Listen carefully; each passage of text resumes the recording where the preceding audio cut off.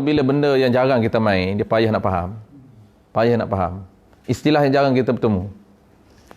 Jadi menyebabkan hemah kita, motivasi kita kurang untuk kita belajar muamalat. Tapi kena belajar juga.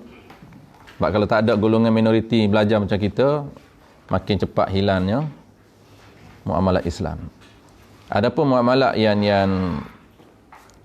di pasaran dia tu muamalat mazhab Maliki dengan Hanafi. Kita kalau boleh tahan mazhab Syafi'i. Orang hari ni tak nak. Sebab tu kalau tengok fatwa, bukan kebangsaan lah, fatwa dunia, Arab Saudi dan sebagainya, itu majoriti fatwa muamalat dia berpandukan Maliki dan Hanafi. Kenapa? Orang tinggalkan Syafi'i kerana Syafi'i sangat rigid, tak sesuai dengan kondisi masyarakat hari ni. Payah. Zaman digital ni, terutamanya zaman ekonomi dah berkembang, zaman digital, lagi tak boleh nak apply dengan mazhab Syafi'i. Tapi sebenarnya boleh apply. Cuma tak boleh nak, kita ada akad pilihan macam akad hibah bisawak. Kita tak perlu nak beramal dengan mazhab Hanafi dalam akad jual beli Hanafi, cara transaksi online ni. Kita boleh tukar kepada hibah bisawak mazhab kita juga. Itu cara ulama dulu. Ulama dulu, kalaulah dia berfahaman mazhab Syafi'i, dia akan cuba untuk mengekang mazhab dia. Itu yang Wahabi ekstrim tu, Wahabi kata ekstrim. Dia bukan ekstrim. Kita bukan ekstrim dengan mazhab kita. Apabila kita berpegang kepada satu-satu mazhab, kita akan kekal. Selagi ada ruang, kita akan buat. Kalau tak boleh jual beli, kita nak juga. Nak juga sah. Cuma tak berlaku jual beli. Akad hibah bisawak. Orang, setengah orang, walaupun dia fahaman mazhab Syafi'i, dia nak jual beli juga, terpaksa dia ambil Hanafi dengan Maliki. Kita tak boleh Hanafi, tak boleh jual beli, tak apa. Hibah bisawak dapat pahala jual beli juga. Sama aja. Sebab apa? Sebab bahayanya kalau kita tukar, kita kena study betul-betul. Takut ada selek tak sah. Hanafi dengan Maliki. Jadi lebih baik kita study satu-satu, detailkan Syafi'i dulu. Sebab saya biasa bersembang kawan-kawan berbalik daripada luar ni, dia kata kita mudahkan muamalat kita. Benda yang rigid tak boleh ikut, kita tukar Hanafi Maliki. Jadi saya kata kat dia, benda yang tak boleh ikut, tak boleh apply akad jual beli, tak perlu tukar Hanafi Maliki. Tukar akad saja. Hibah bisawak. Dia tak puas hati, dia nak jual beli juga. Tak apa, terpulang lah. Hibah bisawak tu jual beli. Dia panggil hakikat jual beli, zahirnya hibah. Mazhab Syafi'i tak ada dah hari ni. Hibah bisawak mana ada? Jual beli semua. Online transaksi pun jual beli. Tak usah jual beli tu. Dengan mazhab Syafi'i. Kalau nak jual beli juga, kena ikut Hanafi. Tapi syarat sah dia kena ikut Hanafi. Hanafi, qobak dia tak macam kita tadi. Qobak dia ada qobak hukum. Qobak hukum. Tak pegang pun tak apa. Transfer saja ke akaun dia, dan dianggap milik pada hukum. Milik pada hukum. Kita panggil milik pada hukum, kita panggil apa? Syafi'i, milik tak sempurna, tak sah jual. Dia sah dah jual. Jangan belajar lagi, pening. Sekejap lagi dia tak tahu hak mana Maliki, hak mana Hanafi, mana sebenarnya Syafi'i. Ustaz cerita betul. Hak mana satu ni saya nak pegang ni? Sudah. Tu baik kita cerita satu-satu dulu.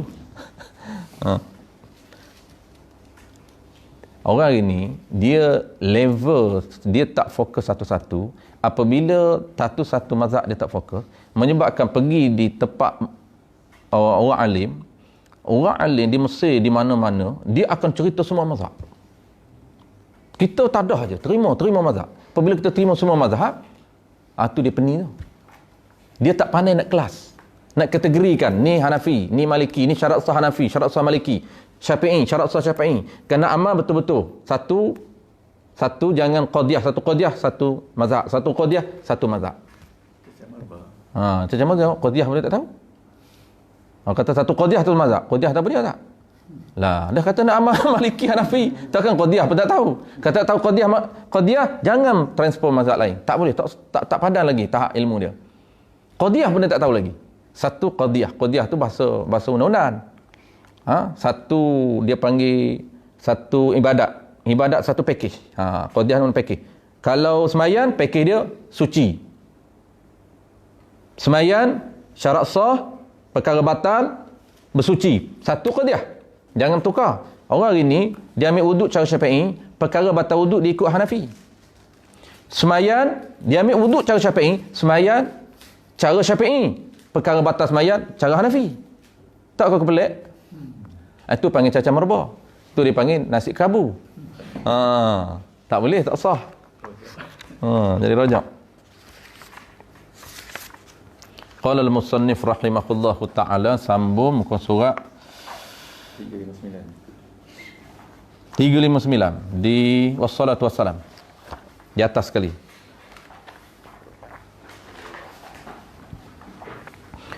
Wassalatu wassalamu ala man atana bil bayyinat. Dan rahmat Allah dan salamnya salam Allah. Wassalatu wassalam dan rahmat Allah dan salamnya atas penghulu kita yang mendatangkan, yang membawa akan kita dengan kenyataan. Wassalatu wassalam, dan bermula rahmat. Bermula rahmat, yakni salawat lah. Salawat tu diterjemahkan dengan rahmat. Bermula salawat dan salam. Salawat dan salam ala, yakni nazil, diturunkan atas. Ala tu makna turun. Dan selawat dan salam tu turun atas apa dia? Atas penghulu kita. Siapa penghulu kita tu? Orang yang mendatang, membawa. Penghulu kita ni ialah orang yang membawa akan kita. Yani membawa kepada kita apa dia? Membawa dengan kenyataan. Apa makna kenyataan? Membawa segala hukum Allah Ta'ala dengan jelas. Itu makna kenyataan. Orang yang membawa kepada kita, yang menerangkan kepada kita tentang hukum dengan jelas. Itulah orang dia. Dia tak sebut nama dia. Yang ni Nabi Muhammad sallallahu alaihi wasallam. Baik. Dan rahmat, macam biasalah, selawat ni dengan tiga makna. Selawat terbahagi kepada tiga. Nisbah berbeza. Kenapa ada tiga?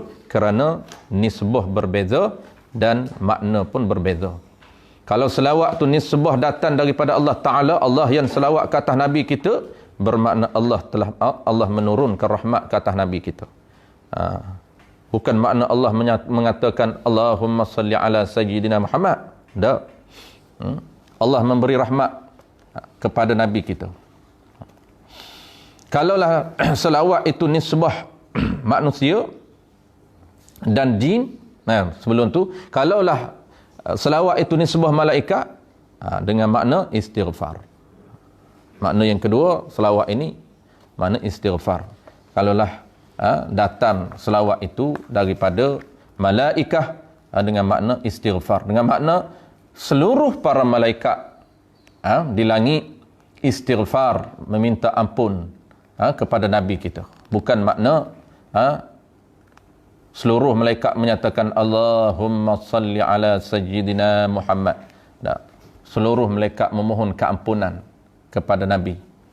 Maka apabila malaikat memohon istighfar ke atas Nabi kita, dia panggil salawat. Nama dia.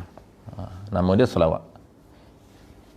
Kita tak bahas lah kenapa. Dah biasa kita bahas dalam kitab-kitab lain. Kenapa Nabi kita malaikat memohon keampunan. Ampun dengan makna apa? Kita tak bahas lah. Ringkaskan. Bukan makna Nabi ada dosa. Tak. Yang ketiganya, makna selawat yang ketiga, nisbah datang daripada selain daripada malaikat dengan Allah. Panggil jin dan manusia dan segala makhluk-makhluk lain. Dengan makna apa? Dengan makna doaun, permintaan.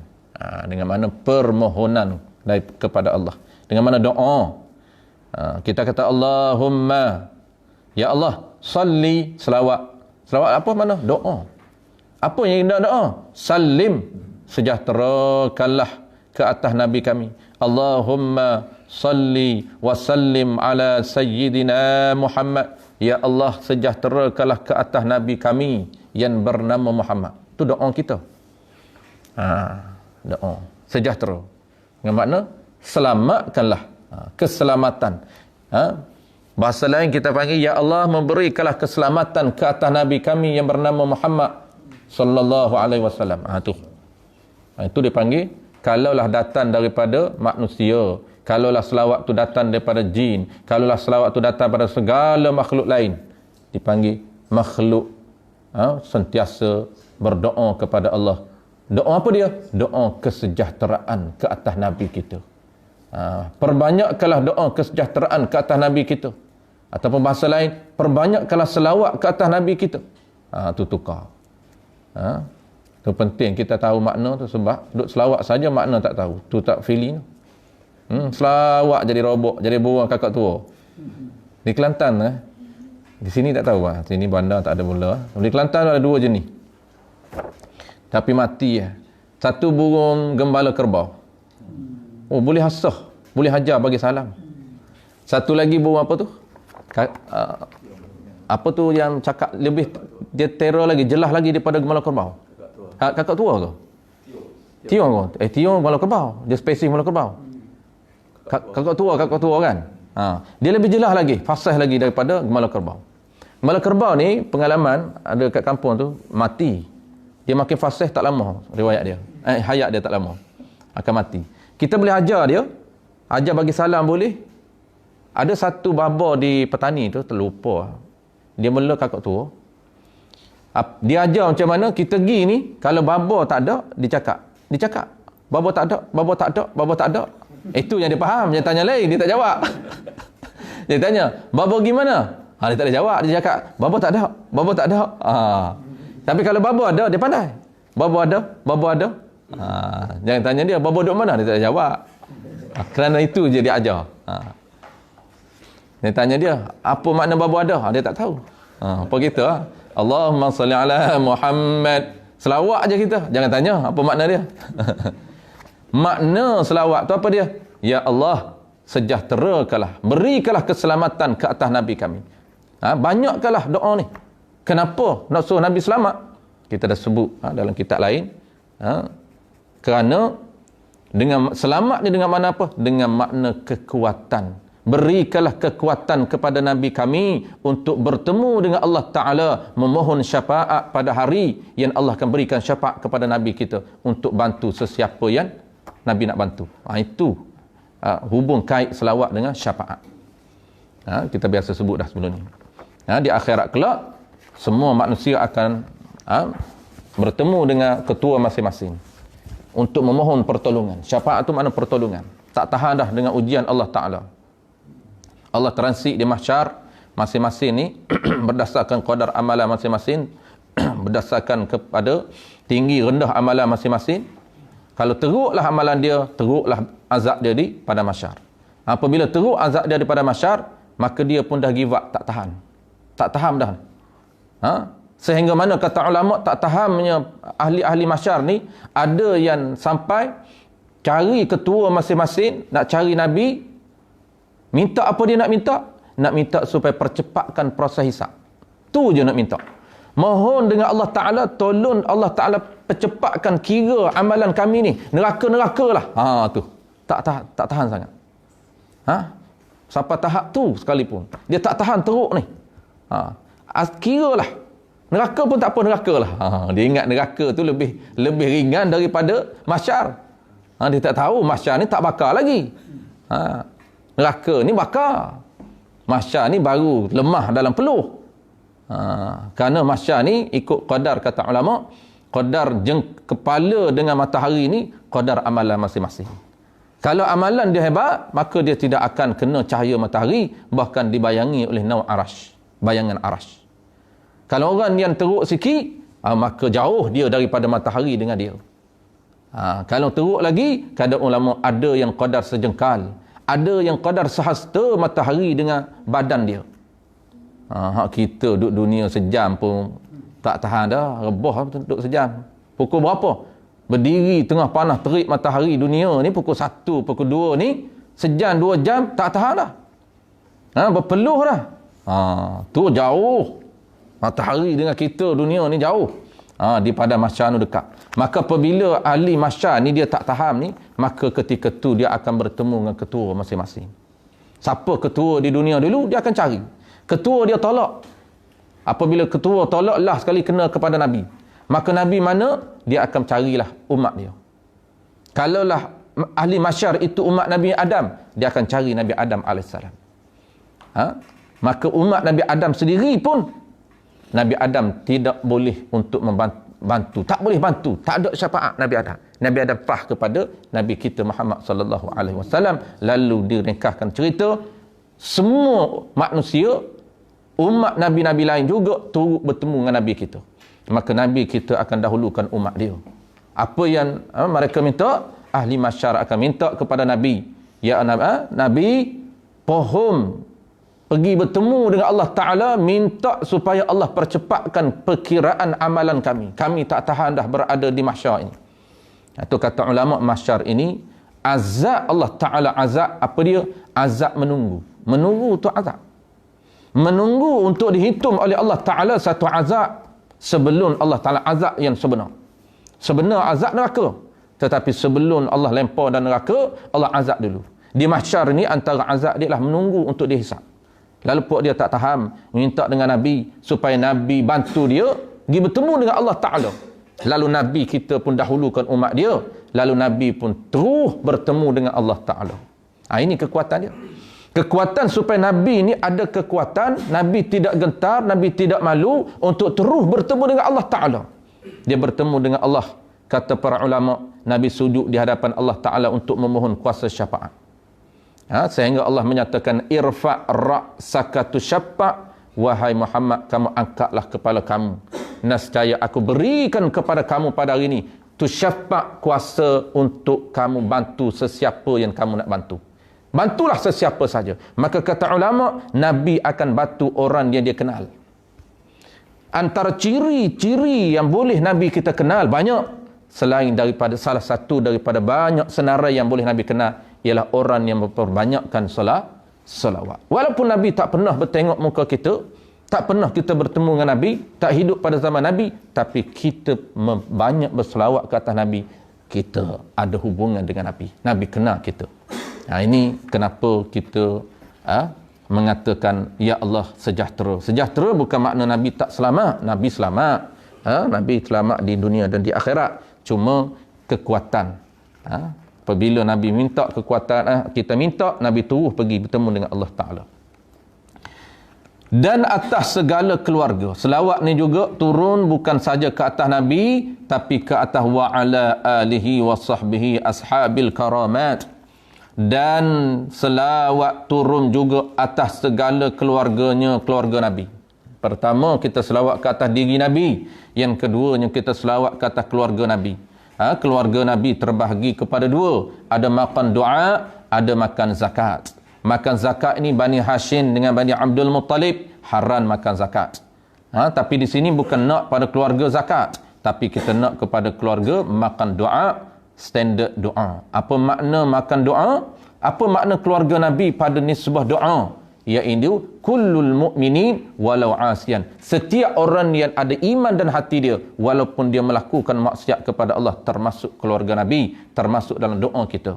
Kita berdoa, Allahumma salli ala sayyidina Muhammad wa ala ali sayyidina Muhammad, termasuk juga kawan-kawan kita yang ada iman di dalam dada dia, walaupun dia melakukan maksiat kepada Allah Ta'ala.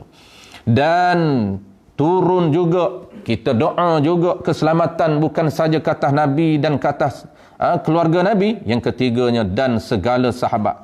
Dan turun selawat. Makna turun ni, selawat tu kita ucapkan juga. Doa itu kita doakan juga ke atas siapa dia? Segala sahabatnya, sahabat Nabi. Sahabat Nabi. Siapa dia sahabat Nabi ni? Mesti ada 3 ciri.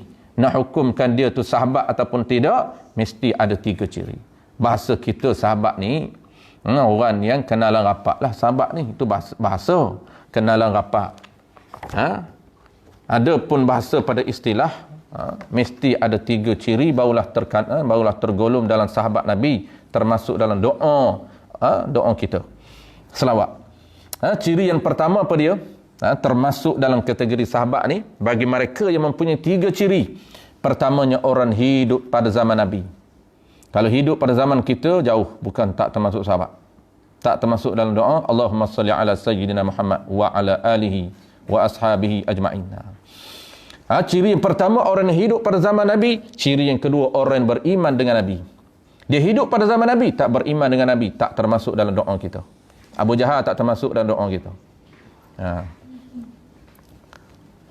Abu Lahab tak termasuk dalam doa kita. Walaupun dia hidup pada zaman Nabi, tetapi dia tak beriman dengan Nabi.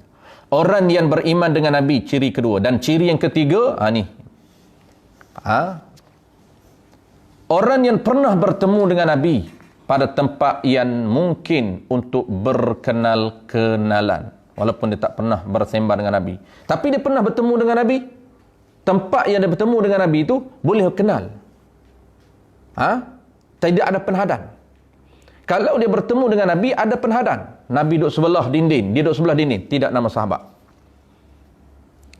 Dia nampak jauh muka Nabi. Kenal tak? Pada tempat yang boleh untuk kenal. Walaupun dia tak tegur Nabi, Nabi tak tegur dia, nama sahabat.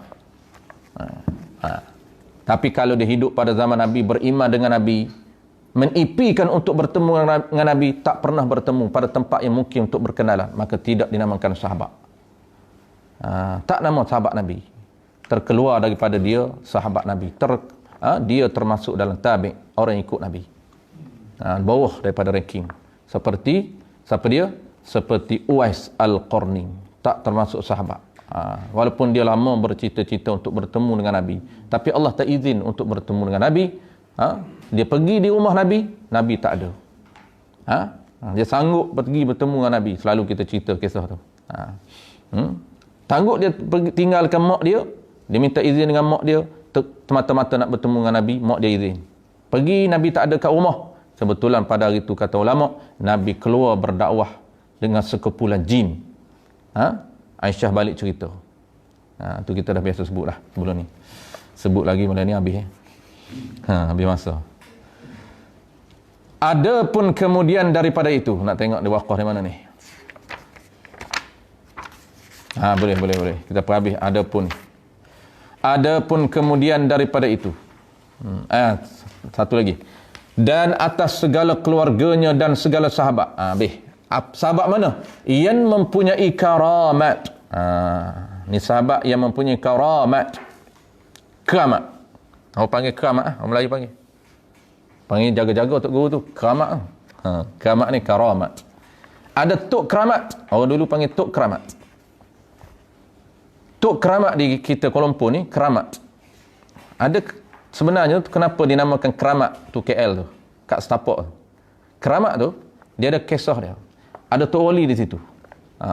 Dan Wali tu katanya keramat. Sehingga digelar sebagai Tok Keramat. Orang KL pun tak kenal, panggil keramat. Dia dekat dengan Setapak.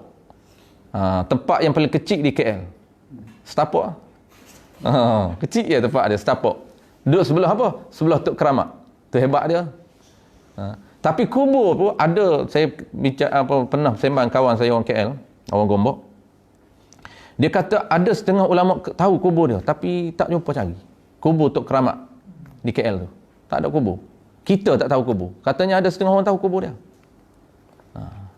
Tahu lah ni pembangunan dahsyat, dah takut kubur dengan dia gali-gali habis. Tok Keramat. Dia keramat, bukan nama dia, cuma gelaran dia. Kerana dia wali Allah yang mempunyai karamah. Karamah ni apa dia? Karamah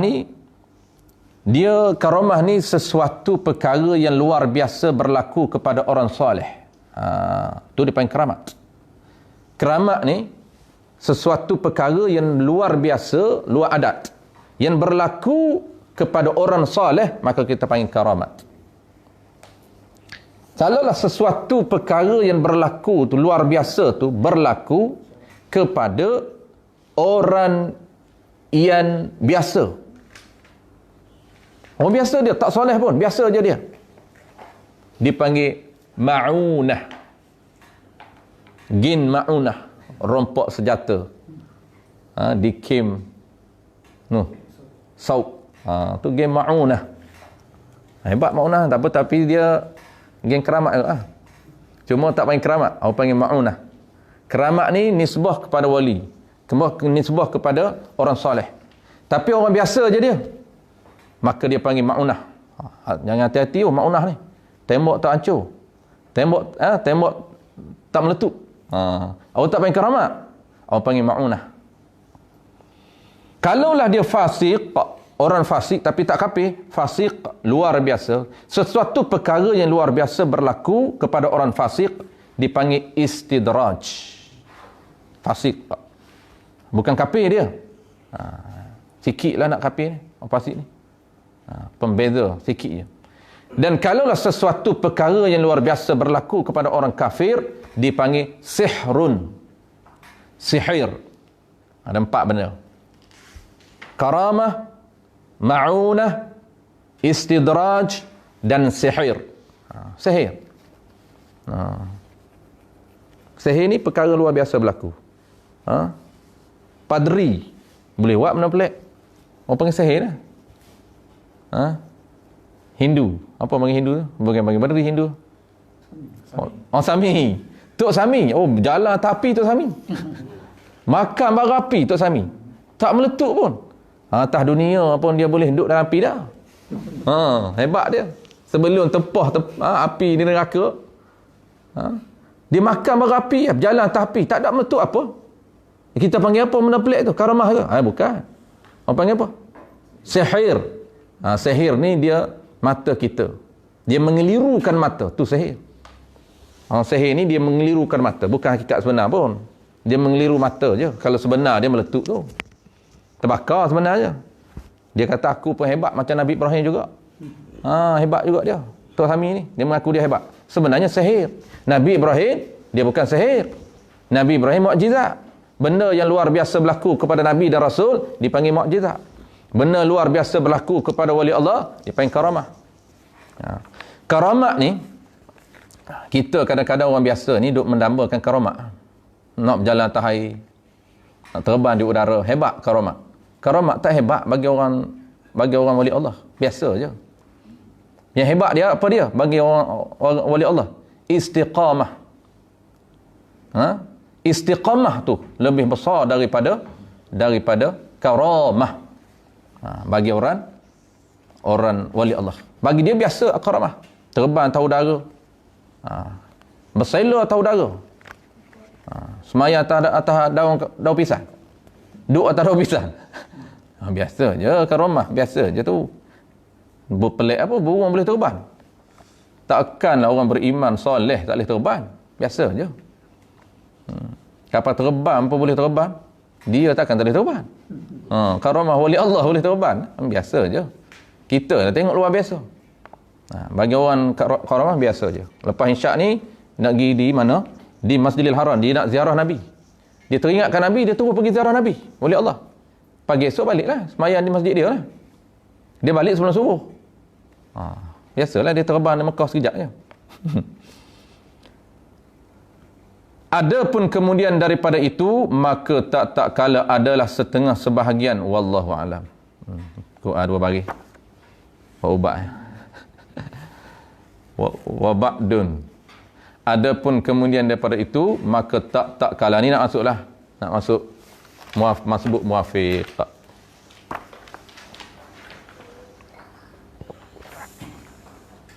Oh, tahan dia.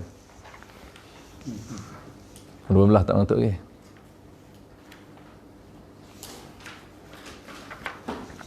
Bismillahirrahmanirrahim. Alhamdulillahirabbil alamin. Wassalatu wassalamu ala asyrafil anbiya'i wal mursalin wa ala alihi wa ashabihi ajma'in. Allahumma faqihna fid din wa 'allimna ta'wil wa ja'alna minal ulama'il 'amilin wa ja'alna minal mukhlisin wa sallallahu ala sayyidina Muhammadin wa ala alihi wa baraka wasallam. Walhamdulillahirabbil alamin.